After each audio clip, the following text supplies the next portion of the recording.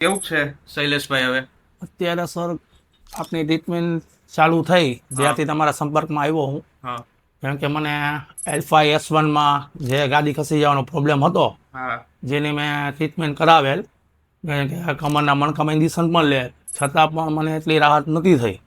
બાદમાં એક મિત્ર દ્વારા આપનો રેફરન્સ મળ્યો મને કે સ્પાઇન કેર હોસ્પિટલમાં તમે એકવાર ડૉક્ટર કેવલ રામાણી સરને મળો હા એટલે તમારી ટ્રીટમેન્ટમાં ઘણો ફેરફાર આવશે. અને આજે હું ખરેખર એટલો ખુશનસીબ છું કે ફર્સ્ટ ટાઈમથી જે તમારી ટ્રીટમેન્ટ મારે ચાલુ થઈ આફ્ટર 1 મંથ જેવું થવા આવ્યું છે હા એની અંદર મારી ટ્રીટમેન્ટમાં અત્યારે મને 70થી 80% એટલી રાહત થઈ ગઈ છે કે હું નકર ના સૂઈ શકતો હતો, ના પાણી પી શકતો હતો, ના ચાલી શકતો હતો. હું એમ માનું છું કે મેં તો ભગવાનની પ્રાર્થના કરતો કે ભગવાન કીધું મોત દઈ દે. હા પણ જ્યારથી તમારા સંપર્કમાં આવ્યો ફર્સ્ટ ટાઈમથી જે ટ્રીટમેન્ટ આપણી અહીં ચાલુ થઈ અત્યાર સુધીમાં લગભગ 6 ટ્રીટમેન્ટ આપણી કમ્પ્લીટ થવા આવી છે. હા તો એમાં મને 80% ઉપર એવી રાહત આપણા દ્વારા થઈ છે. અને હું તો દરેક જે પણ લોકોને સ્પાઇન રિલેટેડ પ્રોબ્લેમ છે મણકાના કે ગરદનના, તો હું તો એ બધા પેશન્ટોને એટલી રિક્વેસ્ટ કરી કહીશ કે એકવાર જરૂર ડૉક્ટર કેવલ રામાણી સાહેબનો સંપર્ક કરવો. કારણ કે મને ડૉક્ટરે એમ કીધું હતું કે ઓપરેશન કરવું પડશે તમારે. હા અને ઓપરેશનથી તો મને બહુ ડર લાગતો હતો કે કારણ કે આ ઓપરેશનનો રેશિયો બહુ સક્સેસ નથી એ આપણે જાણીએ છીએ બધાય. જ્યારથી કેવલ રામાણી સરના સંપર્કમાં આવ્યો તો આજે ઓપરેશન તો શું એ તો ભૂલી જ ગયો પણ મારી લાઈફસ્ટાઈલ એટલી સરસ થઈ ગઈ અત્યારે કે હવે હું મારા રૂટીન કાર્ય બધાય કરી શકું. અને હું તો જે મેં કંપનીમાં કામ કરું છું કે જે કંપનીમાં લોઢારે જ મારે કામ કરવાનું છે તો હવે મને એમ લાગે છે કે હું તરત થોડા સમયની અંદર મારી કંપનીની જોબ પછી સ્ટાર્ટ કરી દઈશ એકદમ. અને જે સરે આપણને કીધું છે જે પ્રિસ્ક્રિપ્શન સર આપણને આપશે પેરામીટર્સ એ મુજબ ફોલો કરતો રહીશ એટલે મને એમ લાગે છે કે હવે આ પ્રોબ્લેમ પાછો ક્રિએટ નહીં થાય. હું ખૂબ ખૂબ આભારી કેવલ રામાણી સરનો કે એમની આ ટ્રીટમેન્ટ વાક્ય એટલી સરસ છે કે હું ખાલી એમને નથી કહેતો, મને તો મારો ખુદનો અનુભવ છે એના હિસાબે કહું. કારણ કે મેં તો એટલા દવાખાના ફેરવા છે, એટલા ડૉક્ટર પાસે ગયો છું, ત્યારે છેલ્લે મને કદાચ ભગવાને એક વ્યક્તિ મને એવા મળી ગયા કે જેને તમારા ડૉક્ટર કેવલ રામાણી સરનું મને રેફરન્સ આપ્યો.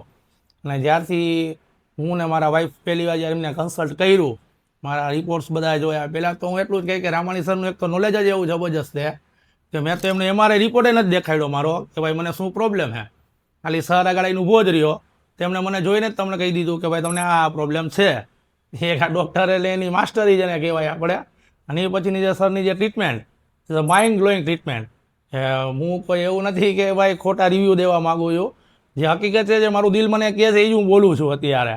એટલે મને ખરેખર બહુ આનંદ છે. અને હું તો જેટલા લોકો આવા મારી જેમ L1 L2 5 3 જે હોય જેને પ્રોબ્લેમ કાંઈ પણ ઓપરેશન માટે જો કોઈ તમને સજેસ્ટ કરતું હોય તો હું એટલું ચોક્કસ કહીશ કે પહેલાં એકવાર ડૉક્ટર કેવલ રામાણી સાહેબનો સંપર્ક કરજો અને એકવાર એમની ટ્રીટમેન્ટ લેજો.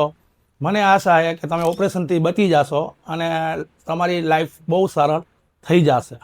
Thanks for. તમને શું હતું કે L5S1 વચ્ચે નસ દબાણ. હા બધા જે રીતે કમરના મણકા છે L5S1 S1. આ જગ્યાએ કેમ છે આ રીતે ગાદી ગાદી ખસી, ખસી હા. સેમ આ રીતે નસ દબાતી હતી. 10 દબાતી એના લીધે કમર અને આ નસ આખી પગમાં જતી જતી હોય હતી. એટલે કમર અને પગમાં દુખાવો થતો. હા આપણે જે ટ્રીટમેન્ટ કરી એમાં કર્યું શું કે માનો કે જે મણકા ઉપર દબાણ હતું એ દબાણને છૂટું કર્યું. છોટું કર્યું. દબાણ છૂટું થયું એટલે બાકીનું કામ શરીરનું ઇમ્યુન સિસ્ટમ એની મેળે કરે. કેમ કે શરીર પાસે કોઈ પણ શરીરમાં તકલીફ થાય તો એની પાસે નેચરલ હિલિંગ સિસ્ટમ છે. સિસ્ટમ છે.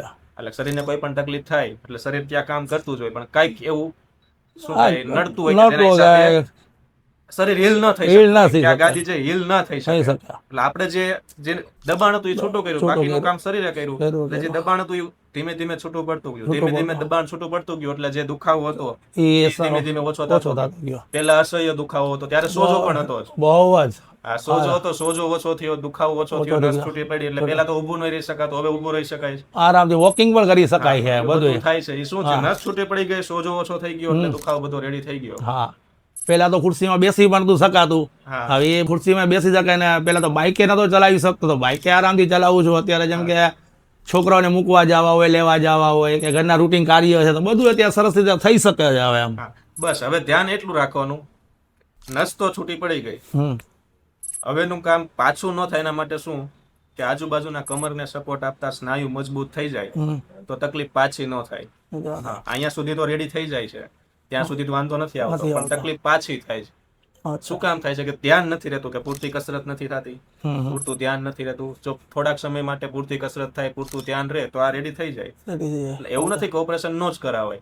હા, પણ ઓપરેશન લાસ્ટ ઓપ્શન છે. એ જરૂરી છે પણ લાસ્ટ ઓપ્શન છે. ઓપરેશન વગર થઈ જતું હોય તો એની જરૂર નહીં. જરૂર નહીં. બરાબર. સારું, તો સારવાર કરીએ. ચાલો.